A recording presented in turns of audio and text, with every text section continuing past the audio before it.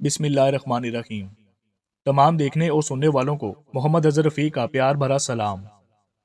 नाजरीन, आज की इस वीडियो में हम एक ऐसे परिंदे के बारे में बात करने जा रहे हैं जिसके मुतल्लिक हमें तरह तरह की बातें सुनने को मिलती हैं। कोई इसे मनहूस कहता है तो कोई इसे बेबरकती और नहूसत की अलामत समझता है। तो हम बात करने वाले हैं उल्लू के बारे में, जिसे हम सब आउल भी कहते हैं। कहा जाता है कि उल्लू जिस घर की छत पर आकर बोल दे तो लोग ये समझते हैं कि शायद उस घर पर किसी किस्म की कोई परेशानी या मुसीबत आने वाली है। बाज लोग तो इस परिंदे के बोलने पर अपना घर बार तक छोड़ देते हैं। दोस्तों, एक बात हमेशा याद रखिएगा कि अल्लाह ताला ने दुनिया में कोई भी चीज बेमकसद पैदा नहीं की, ख्वाह वो इंसान हो या कोई दूसरी मखलूकात। इन तमाम मखलूकात के पैदा करने के पीछे कोई ना कोई राज पोशीदा है। तो उल्लू को अल्लाह ताला ने जिस मकसद के लिए पैदा किया, उसकी तफसील आपको मुकम्मल तौर पर इस वीडियो में बताते हैं। सबसे पहले तो आप ये बात जान लें कि उल्लू को मनहूस समझना या उसकी आवाज़ को बुरा कहना और बेबरकती की या मौत की अलामत समझना निहायत ही जाहिलाना और बेशऊरी की बात है। वो एक खूबसूरत और मासूम सा परिंदा है, लिहाजा हम लोग अशरफ अल मखलूकात होने के बावजूद अल्लाह ताला की पैदा करदा मखलूकात के बारे में ये घटिया सोच रखते हैं। हमें अपनी इस घटिया और बेशऊरी वाली सोच को बदलना चाहिए और हर किसी के साथ प्यार और मोहब्बत से पेश आना चाहिए, ख्वाह वो इंसान हो या कोई दूसरी मखलूक।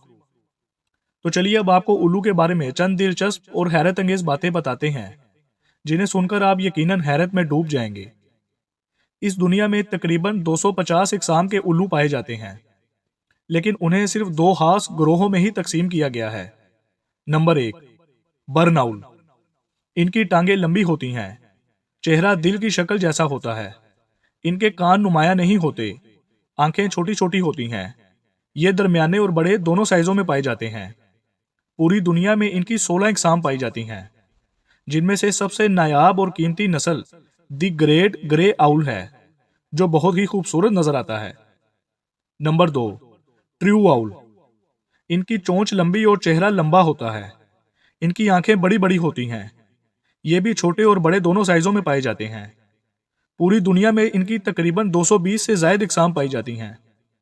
कुछ उल्लू 9 या 10 साल तक जिंदा रह सकते हैं और बाज इकसाम के उल्लू 20 साल तक भी जिंदा रह सकते हैं। लेकिन अगर उल्लू को खास तौर पर घर में पाला जाए तो ये 28 साल या इससे ज्यादा अरसा भी जिंदा रह सकता है। दुनिया के सबसे छोटे उल्लू का साइज 6 इंच तक होता है। इस छोटी नस्ल के उल्लू को एल्फ कहते हैं। एल्फ आउल का वजन तकरीबन 40 ग्राम तक होता है। दुनिया के सबसे बड़े उल्लू की लंबाई 28 इंच और वजन 6 किलोग्राम और इसके पड़ों की लंबाई 6 फुट तक होती है। उल्लू को जब घरों में पाला जाए तो ये उस इंसान से बहुत जल्द मानूस हो जाता है और उस इंसान से खेलना पसंद करता है और अपने मालिक से बहुत ज्यादा प्यार और मोहब्बत करता है। यहाँ एक और अहम बात आपको बताते चलें कि चूहे, छिपकलियां, कीड़े मकोड़े, गुलहरियां और चिड़ियां वगैरह किसानों के दुश्मन होते हैं, जो उनकी फसलों में घुसकर सारी की सारी फसलों को तबाह बर्बाद कर देते हैं। लेकिन उल्लू इन तमाम जानवरों को अपनी खुराक बनाकर इनका शिकार करके किसानों का करोड़ों का अनाज बचा लेता है और लोगों की माली मदद करता है। इसीलिए उल्लू को किसानों का दोस्त भी कहा जाता है। उल्लू की पैदाइश के पीछे सबसे अहम मकसद भी यही है कि हम इंसानों का अनाज कीड़े मकोड़ों और दूसरे नुकसानदेह खशरात से बचा लेता है। दोस्तों, उल्लू के मुतालिक एक और बहुत ही अहम बात कि उल्लू सिर्फ सामने की तरफ ही देख सकता है। ये बाकी दूसरे जानवरों और परिंदों की तरह अपनी आंखें इधर उधर नहीं घुमा सकता, जबकि दूसरे परिंदे और जानवर वगैरह एक ही जगह पर बैठकर अपनी आंखें इधर उधर घुमा सकते हैं।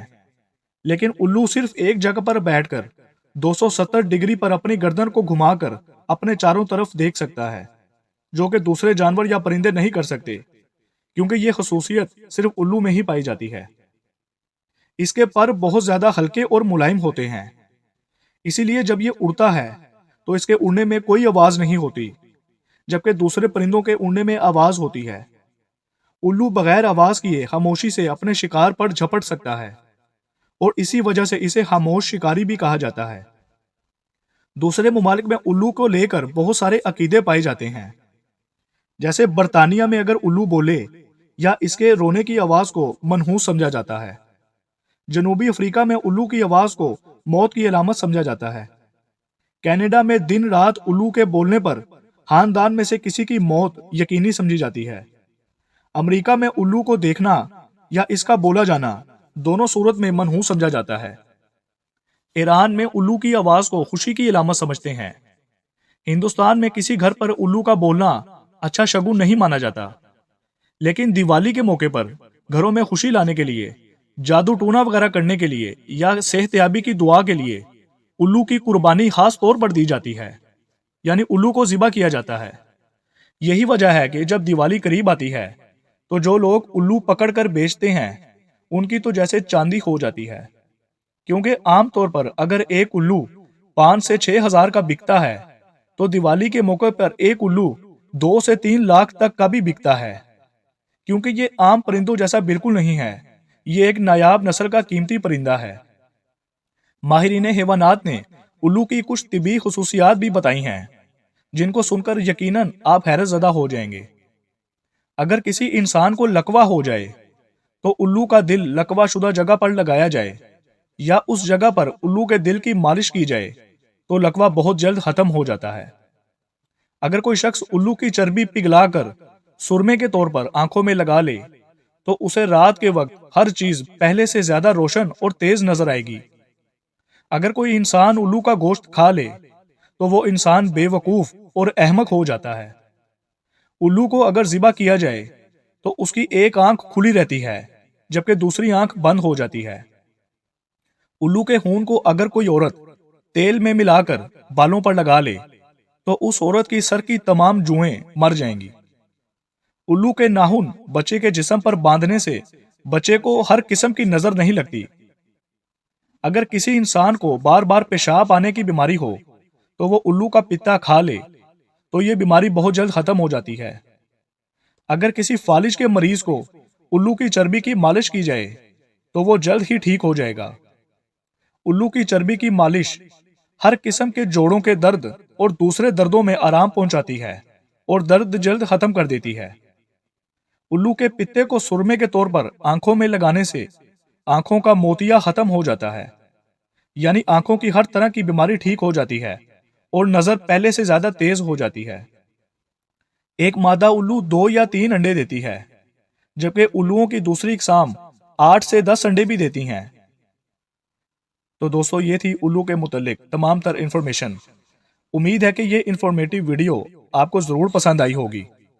ویڈیو اچھی لگی ہو تو لائک ضرور کیجیے گا اور ہمارے اس چینل دی اظہر رفیق چینل کو سبسکرائب کرتے ہوئے ساتھ میں لگے گھنٹی کے بٹن کو دبا کر سیٹنگز کو آل کر دیجیے گا تاکہ اسی طرح کی اچھی ویڈیوز کا نوٹیفیکیشن سب سے پہلے آپ تک پہنچ سکے۔